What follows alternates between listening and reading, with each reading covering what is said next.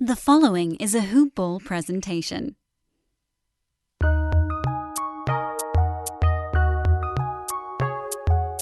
Welcome to the Fantasy NBA Today podcast.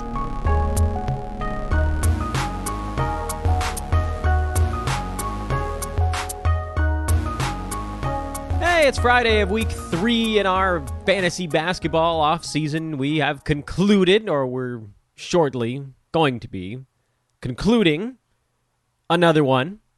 Finishing up our first week of June. I'm slashing another line into I call it the prison wall here, but it's actually just my home office, which is about a 1, 2, 3, 4, maybe 4.5 feet by about, I don't know, what is this? How tall am I if I stretch my arm across? Probably about 4 by 5 foot corner of my bedroom. That's where the magic happens. Oh boy, and yet here you guys are, loyal listeners, the best of the best of the best, despite the fact that your host is a bona fide idiot. And I'm Dan Besbris. I'm both of those things. I'm idiot Dan Besbris, at Dan Besbris on Twitter, DanBesbris. Hello, welcome to our Friday / weekend edition of Fantasy NBA Today. This is a hoop ball presentation. You guys know the drill by now. Check out our partners at mybookie.ag. Make sure to hit me up before you open up an account with promo code HoopBall. I want to get you these damn prizes. People keep telling me they've opened them up and they've been doing stuff. I'm like, what the hell, man? I'm trying to give you something. You got to tell me beforehand, not after. And Manscaped.com. I'm actually wearing their testicular cancer awareness t-shirt today. Says, we save balls. It's good. They're good company, man. I know they make a lot of jokes, a lot of balls jokes, and we generally don't do that on the podcast in terms of the advertising side of things, but they just make a great product. They're a good company. They work with good companies. Manscaped.com. Promo code over there is HoopBall20. You get 20% off and free shipping on your order. So anyways, what do you guys think we're doing today? Well, I've been telling you guys the preview of today's show, and now, if you don't know, now you know. Today's show, we'll be going over series prices for NBA games. We also do have one game tonight, the Mavs and the Clippers, a series that could finish up. Dallas leads that one 3-2. And then the second round opens up on Saturday, Milwaukee and Brooklyn. Sunday would potentially be a Dallas Clippers Game 7 if necessary. Atlanta-Philadelphia also opens on Sunday. Denver-Phoenix opens up on Monday, while Utah waits to find out who they will be playing from that Dallas Clippers game. I imagine that'll probably open up early next week as well, depending on how long the Dallas Clippers series goes. So we don't have all the information that we need. We don't have the Dallas Clippers winner yet. So we only have 3 of the 4 second-round series prices. So what we're going to do is we're going to talk about the individual game happening tonight, Dallas and LAC. Clippers, by the way, 2.5-point road favorite. This series finally starting to catch on with how the home teams have been faring so far. Total of 216.5. The last ball game, which occurred on Wednesday, Dallas won that 105-100. You're starting to see the pace impact the outcome of the ball game. These games between the Clippers and the Mavs have actually all been played at a relatively repeatably kind of low pace. Dallas scored 105 in that game. They shot just 42% from the field. Very good at the free throw line in their 19 attempts, and only 8 turnovers in the game. But by sort of rudimentary pace stuff, they probably should have scored about 106, 107 points. And on the Clippers side, also only 80 shots. They were okay at the free throw line. Not bad. 80% on 25 attempts. That'll do. 12 turnovers, pretty average in that regard. So they should have been about 104, 105. So this game went under the expected total by 5 or 6, but even that would have been under the posted total by 5 or 6. So it went under by a dozen. So this game tonight, they brought the number down on the posted total by about 1.5. The question is, do we think the Clippers, forget the Mavericks, because I think LA has done a pretty good job of sorting out the non-Luka Mavericks at this point. The Clippers need to be much better on offense.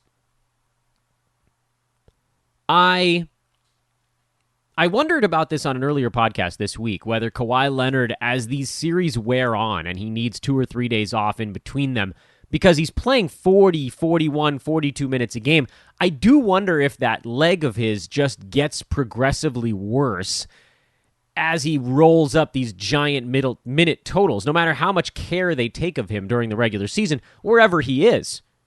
Toronto, here, whatever. Here being LA, that's where I live, so I probably should have been more clear on that front. Paul George has been good. Those two guys haven't gotten much help. But it does feel like they're kind of due, because, again, Dallas is not really a finisher in terms of defense. And yet, the Clippers haven't been that great on offense last couple of ball games after both teams scored a bunch earlier in this series. So the question now is, because this one's going to stay in the half court for the most part, the question is, can these two teams force some turnovers? Can they make some defensive adjustments? By the end of a long series, offensive adjustments are kind of the only thing left, but then also fatigue tends to kind of overwhelm the offensive stuff. I don't think Luka takes 37 shots again in this one. If he's really dealing with that neck shoulder thing, it probably does bite him a little bit at some point, and we'll see how the Clippers play him. Seems like they're just saying, Luka, you're going to have to beat us yourself, and you're going to be winded by the end of the ball game, which, if it's close, it'll slow down again. And so when I look at it from that perspective, do I trust the Clippers to win a close ball game? I actually don't, because their late game execution has not been good this year. But 216.5 still actually feels a tiny bit too high to me. Not by much. Very small amount of wiggle room there, but a little bit.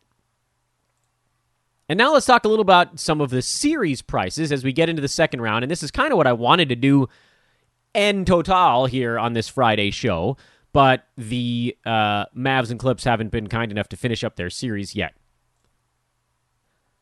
In no particular order, really the order I'm just reading the odds off this webpage, the Bucks and the Nets. This is going to be an awesome series. These were great games during the regular season too. Brooklyn, the favorite, minus 200. That's a big number for the Nets. Yeah, they looked real good against the Celtics in the first round, but I think a lot of teams might have looked good against the Celtics in the first round, and I'm not fully convinced that Milwaukee isn't the more complete team here between these two clubs. One of the things that jumped out to me as I handicapped this one, and I could be dead wrong, which is, I guess, that sort of goes without saying when you're talking about gambling on stuff. First of all, the total is set at 239.5 for the first game of this series. Brooklyn's favored by 4. The things that jump out at me, really, when you kind of eyeball multiple recent games for the two teams, is that Boston didn't have almost any real offensive weapons beyond Jason Tatum in that series. They got a little bit out of Evan Fournier, and that was it. And Tatum did enough in one game to get Boston a win, but overall, they just got swarmed. This is a massive upgrade in competition for Brooklyn in round 2. Now, don't get me wrong. I think the Nets are going to have a strong offensive series. There's just kind of no way to contain all of them, and they're going to have their big three healthy against the Bucks, who really weren't all there when these two teams played during the regular season. So it's going to be a dogfight. But a couple of things. First of all, Giannis, he's a defensive monster. I don't know if they put him on Kevin Durant. Maybe that's where you stick him just because he's got the best shot to slow him down. Or maybe you put him on someone like a Harden and just say, look, James, you're going to have to beat us from outside. I don't think they'll put him on Harden because it risks foul trouble too much. But Giannis is going to be on one of these dudes. And not that he's going to be able to stop any of these guys. They're incredible. But think about what Boston had going on the other side. Was it Tatum on Durant for stretches of that one? I don't even know who it was. Was Evan Fournier trying to guard James Harden? Joe Harris? One of those guys was on Joe Harris, I guess. Marcus Smart couldn't slow down Kyrie. No, he can. So, whatever. But at this point now, we're talking about, first, Drew Holiday. Massive upgrade. Massive upgrade Chris Middleton over Evan Fournier, massive upgrade. Giannis over Jason Tatum, upgrade.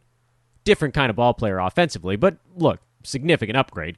And then, I know it's funny to say this because I listed off all those guys, but I think maybe the biggest difference as they look at the Bucks is that Milwaukee has any rim protection. Any at all. Actually, quite a bit. Between Brook Lopez, Giannis, the Bucks can actually defend, where Boston couldn't this year. Boston wasn't defending anybody. I want to stress again, the Nets are an unbelievable offensive team. They're going to score against everyone, but it's going to be harder against the Bucks. They're going to have a game plan. And maybe this is even more important than the defensive side for the Nets' opponents, or I should say the Nets' offensive side, is the Nets' defensive side. You could argue they did a decent job against Boston defensively, but I would also argue that Boston just isn't that good when they're down sometimes Kemba, and I don't know what the hell's left in that dude's tank. He had stretches this year where he was pretty good, but Jaylen Brown was out. They didn't really have any centers they wanted to use. Tristan Thompson wasn't supposed to be the starting center on this team. He's not a rim protector, even if he got a block here and there. He's a rebounder. Boston was badly outclassed.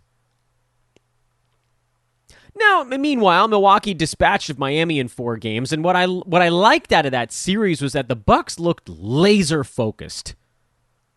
That's not going to be enough to make this series easy, not by any stretch of the imagination. But I think Milwaukee actually advances past Brooklyn. I think we've anointed the Nets the NBA champions because offensively they are so unbelievable. But this is the series where they start to get tested on the other side because the Bucks have so many weapons. I think even more than Philly, even when Philly is healthy.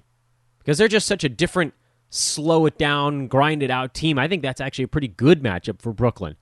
Because they have these unbelievable half-court offensive options where I don't know that the Nets can slow down teams in transition. They don't have rim protection either.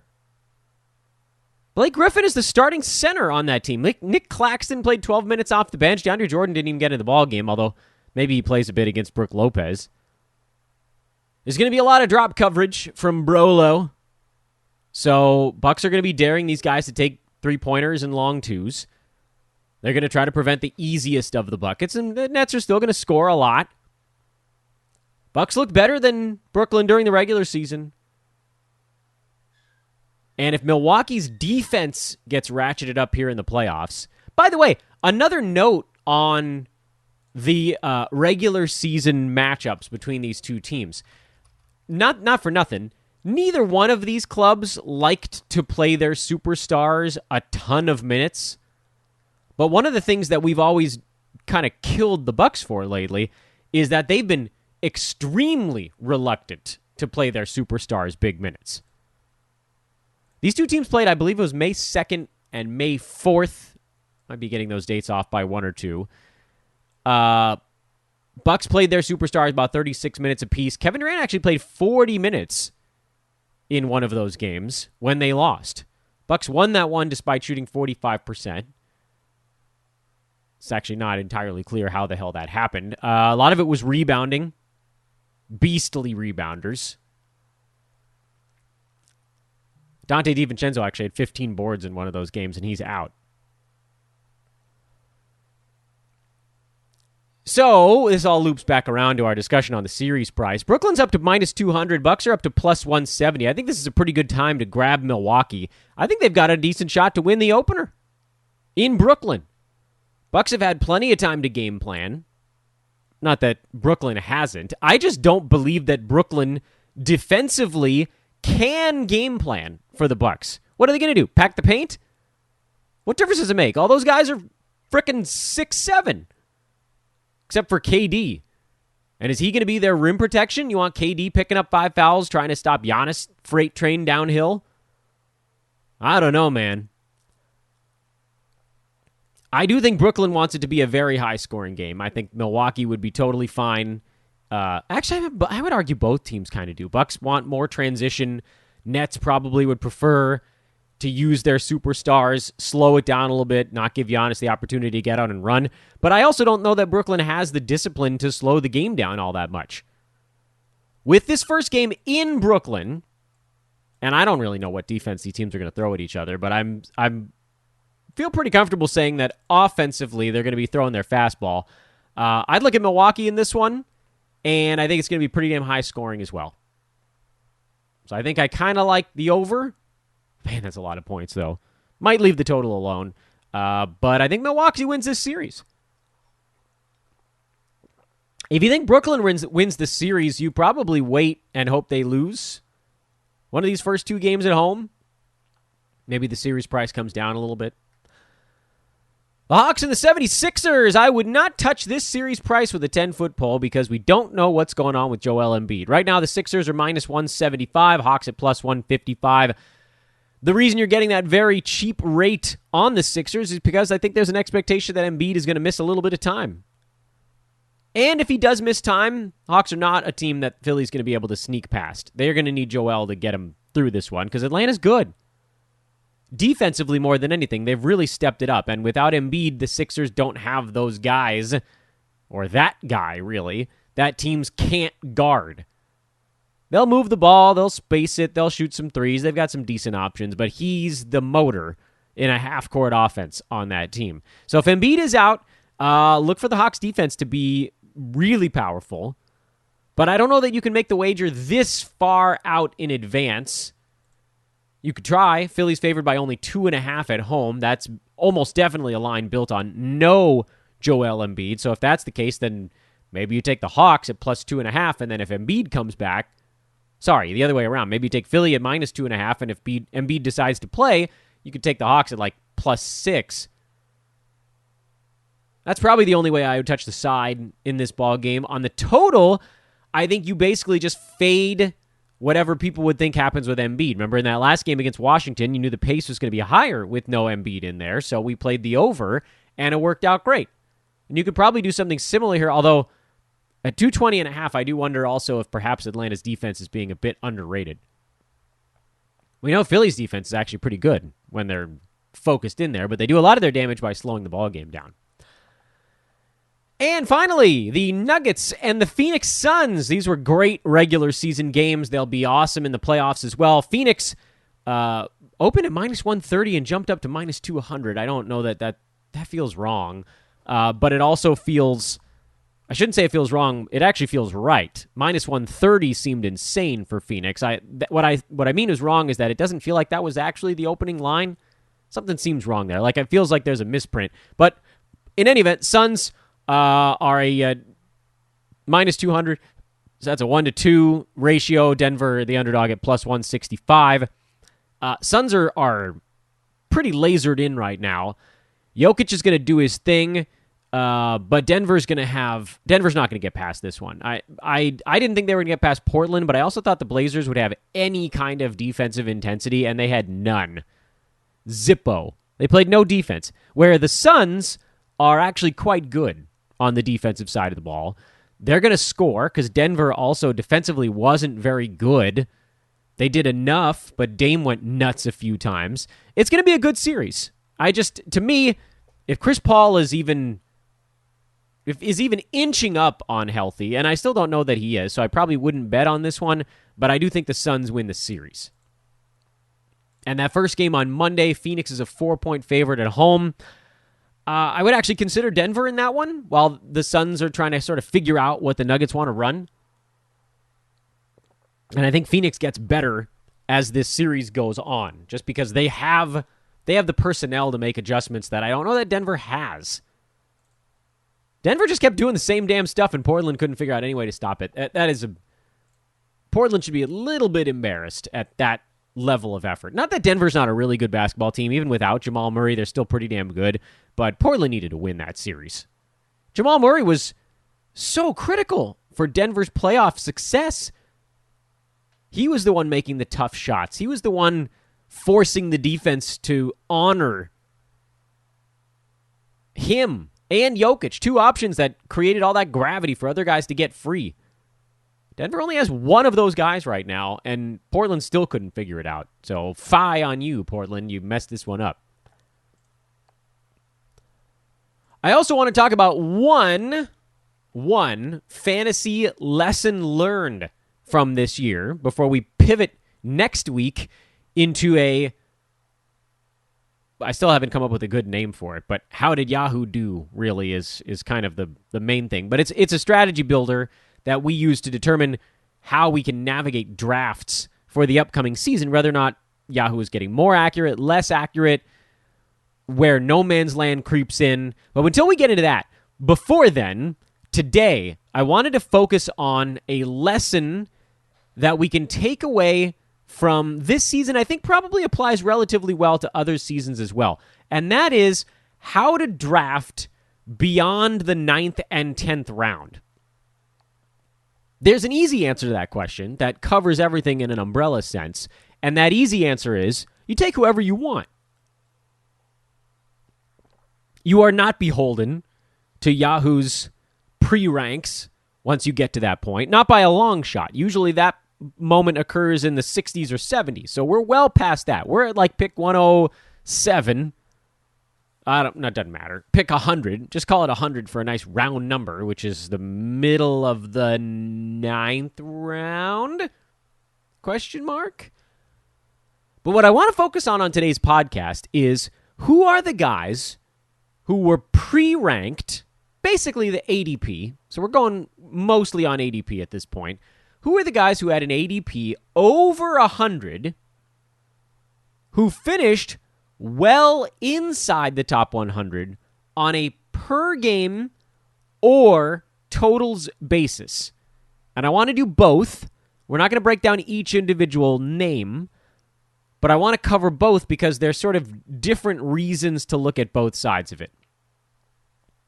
Okay, let's start on the per game side.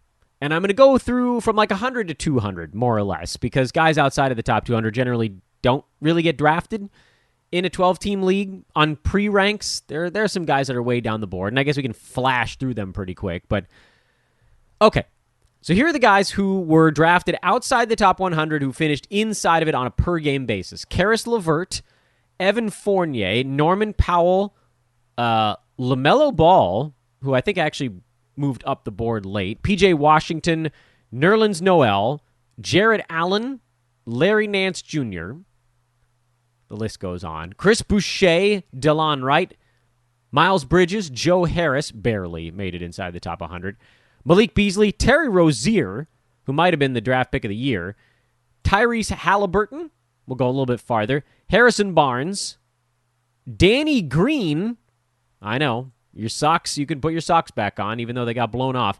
The Time Lord, Robert Williams. And that's probably about as far as we need to go. There's like one or two other names in there. I think Enes Kanter was outside the top 200. Kelly Olynyk, Slow-Mo. Those guys were all floating around in there. What can we take away from some of this? Well, Kelly Olynyk, it was a trade. Slow-Mo, he came out of nowhere. Enes Kanter, it was an injury. I mean, so there's pretty clear stuff here. The Time Lord just played his way into minutes. Danny Green, that's an old man squad kind of guy. Harrison Barnes fixed his fantasy game. Tyrese Halliburton was a rookie. Terry Rozier is one I want to focus on. Chris Boucher is one I want to focus on. Delon Wright is one I want to focus on. And if we go back even earlier, and I don't want to talk about the guys that are like 100 or 101 because they kind of fall into a category of dudes that are going to get drafted around there, and it's not so much a no man's land kind of thing. And then Larry Nance Jr. is probably another one. PJ Washington. We can leave out LaMelo Ball. We can leave out Norman Powell, Fournier, and LeVert. Those guys don't need to slip into our discussion because those guys were not really ADP 100 or higher. They tended to trend upward near draft time. But the names that I just picked out, what is it about them that allowed them to become this 7th round or better, for most of those guys, kind of asset? How could we have seen this coming And how can we see it coming in future years? Well, let's take it on a case-by-case basis. Starting in no particular order, Nerlins Noel, who I don't know if we mentioned here, he was one that we liked anyway.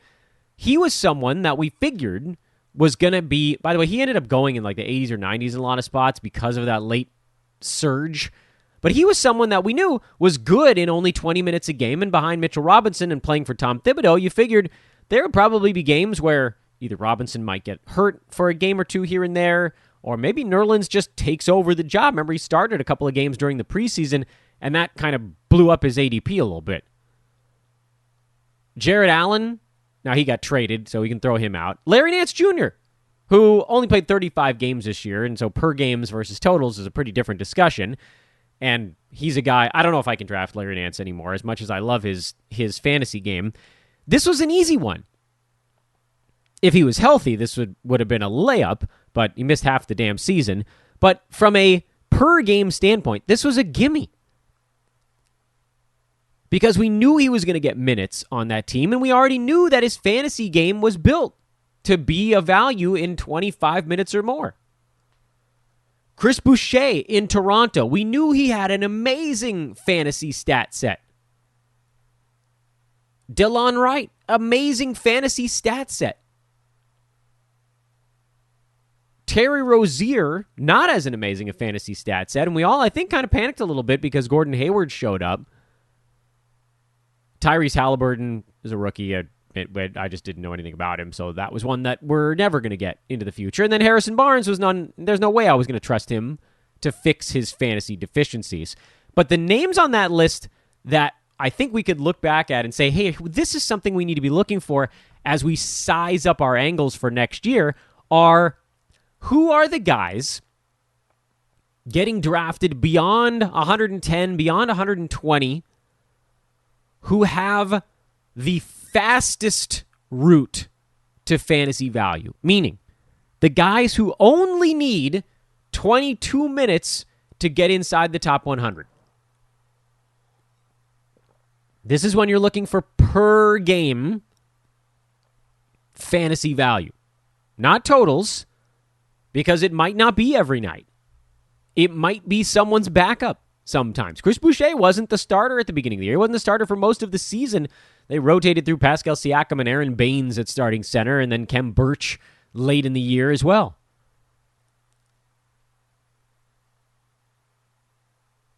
That's one. One thing you look for is a guy who can get it done in 24 minutes, who could be a top 100 player in 24 minutes, because then you're talking about upside. Delon Wright, same kind of thing. I shied away from Delon Wright in some of my drafts, which was sort of a weird move because I was looking at him like, this guy has a great fantasy stat set. Why am I panicking? I panicked because it wasn't clear he was going to be the starter. It wasn't clear he was going to have a feature role on that Detroit team, and he didn't to start the year, but he's still a guy you sit on because if the minutes show up, then he's an easy cash. Nerlins Noel. Same argument, and yet I was all in on Nerlins, and I was petrified of Delon Wright this year for some unknown reason. So that's phase one of drafting outside the top 110. And you can pick these guys sooner if you really want to. Pick them at the edge of the top 100, should you so desire. Although a lot of times some ADP guys in the 80s and 90s slip a little bit, so it's a different discussion. The other thing you look for, in addition to guys that can put up big fantasy numbers in 24 minutes, are guys who you expect to have a much higher minute count than the site's projection. Norman Powell was one of those guys for me. I think he was projected to play like 26 or 27 minutes. He ended up playing 32 minutes a game this year. Slow start, again, because everybody was healthy in Tampa for the first 4 weeks. But then he was stepped into the starting lineup, and someone was hurt every single day until the trade deadline when he got moved to Portland, and then he was the starter the rest of the way. So easy enough. So Norman Powell's a really good example of that. Terry Rozier actually is a really good example of that, as there was an expectation that his role was going to take a hit, but this is a guy getting drafted in the 120s, 130s, who still had an opportunity to play 30-plus minutes a game and was like top 80-ish in something near that mark last year. So that's a pretty big drop-off.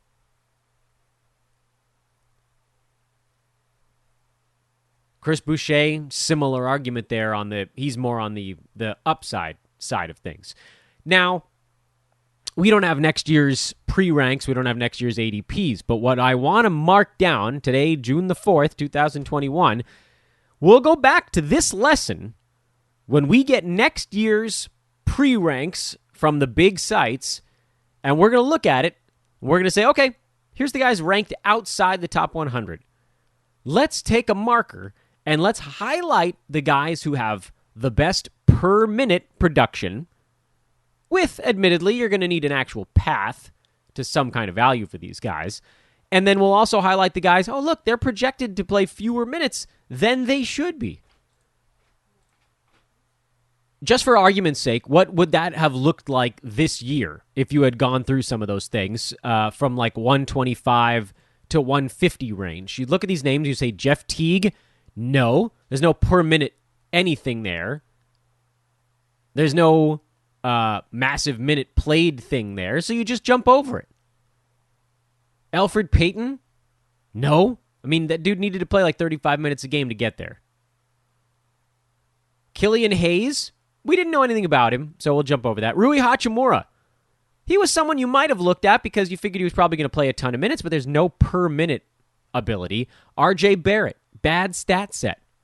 Chris Boucher? Great stat set. Delon Wright? Great stat set. Miles Bridges? I wouldn't have gone that way. In fact, his minutes went up big time when everybody got hurt on that team. So, okay, fine. That's one that would have been a midseason pickup. Paul Millsap. I drafted him in one league, and I look back at it like, what are you even doing here, Dan? This dude doesn't have fantasy game anymore, so he would have needed to play like 32 minutes a night. Darius Garland is one we probably should have been targeting a little bit more. He didn't turn out to be that great this year, but his stat set is okay. Not great. But we knew his minutes were going to be big. Anthony Edwards was another one that was sort of a ramp-up kind of guy. Boogie, what are we thinking? Decent fantasy stats set, but no chance he was going to play enough minutes. Joe Ingles. That one's, I mean, he shot the ball so well for the first, 4 months of this season. But Obi Toppin, no. Malik Beasley, yes, big minutes.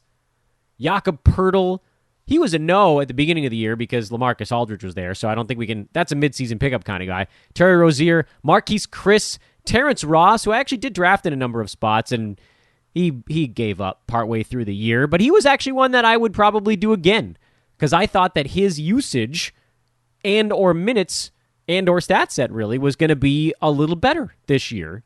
But he certainly isn't a guy that can get it done in 25 minutes. He needed more than that. Kevin Porter Jr., he was buried at the beginning of the year. Tim Hardaway Jr. doesn't have the stat set. So, and then Jay Crowder was in there as well.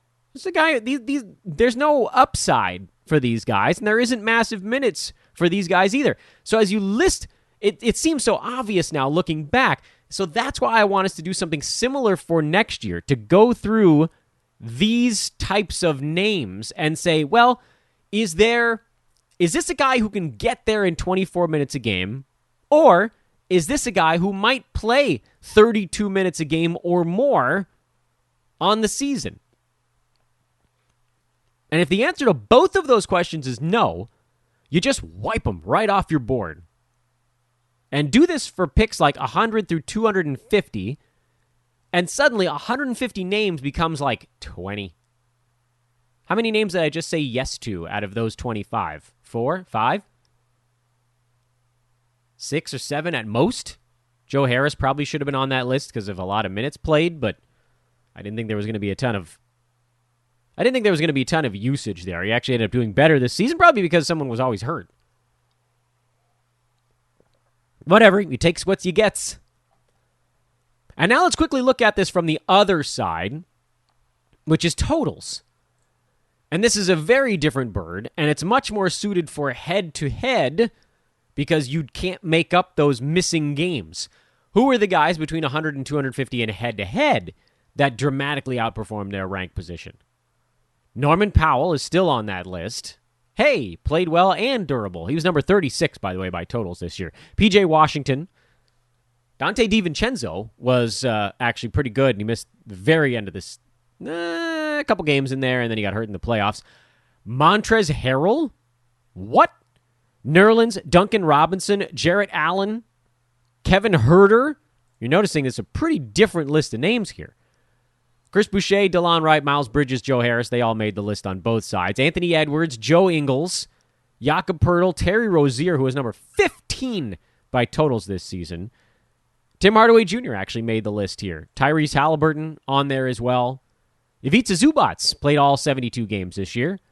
Harrison Barnes, repeat offender. Danny Green inside the top 50 by totals in 9-cat on the season. Time Lord Melo was number 97. That one blew me away. Jordan Clarkson was number 65. Justin Holiday, 66. Thad Young, 74. Hey, where the hell did Thad Young go on that last list? Did he fall right outside the top 100 because of that weird end of the season? Must have, I guess. Matisse Thybulle was number 94. I mean, this is crazy. Royce O'Neal, 80. Nick Batum, 71. Enes Kanter, 52. Slow-mo, 30. Olynyk, 27. Bobby Portis, 82.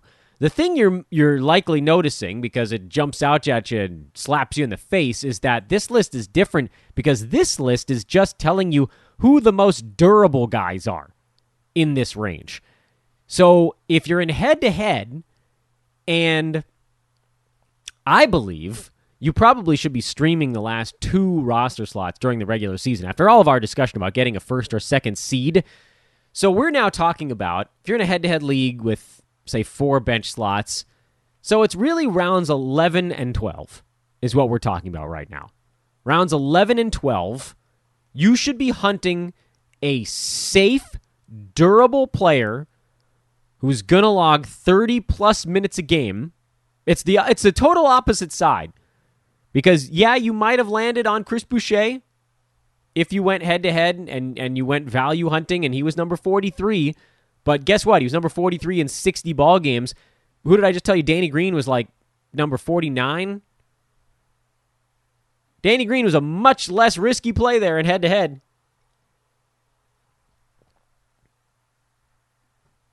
Miles Bridges, Joe Harris at 59. Joe Ingles at 76. Some of these names I just mentioned to you guys.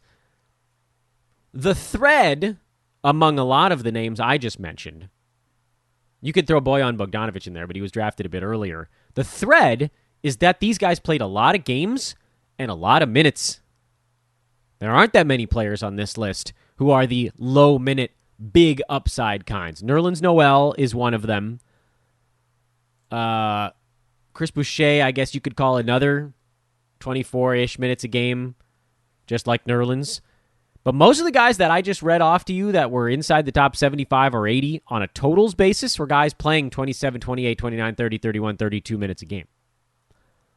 In fact, there really aren't that many guys. Let's look at it from the flip side of the coin. Of the names I just read off to you, if I just sorted by minutes per game in that range, you'd find a heck of a lot of guys that made the cut. Like the top minutes per game dudes ranked in the 100 to 125 range are Josh Richardson, who is number 119, Larry Nance Jr., who was number 190 because he missed half the season, Duncan Robinson, 78, Schroeder, 115, PJ Washington, 63, Powell, 36, Bojan, 89, Fournier was 153, but he also missed 30 games this year. And you could do the same thing with every chunk of 25, because that's what I'm looking at here on Yahoo.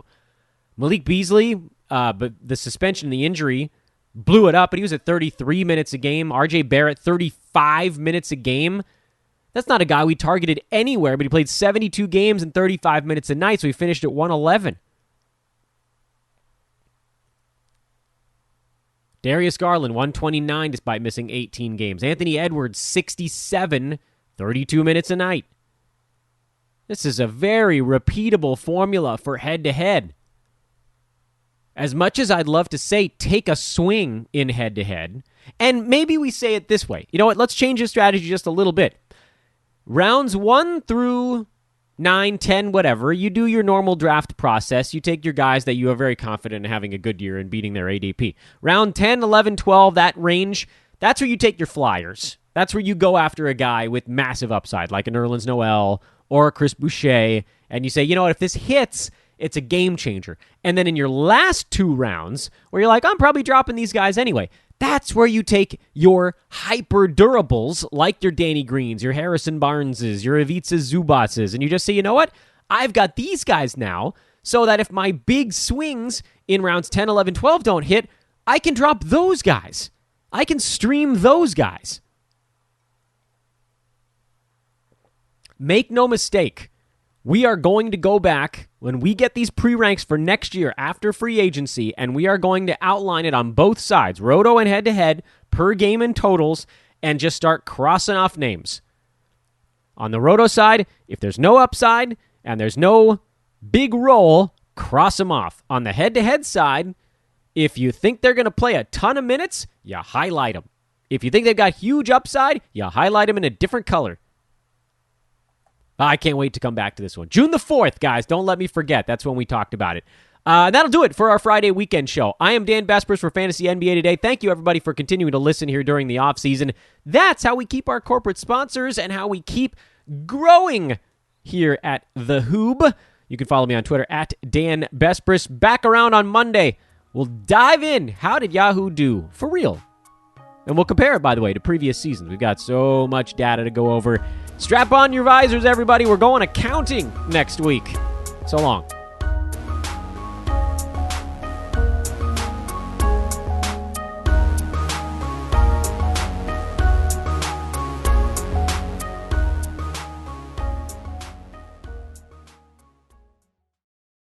This has been a Hoop Ball presentation.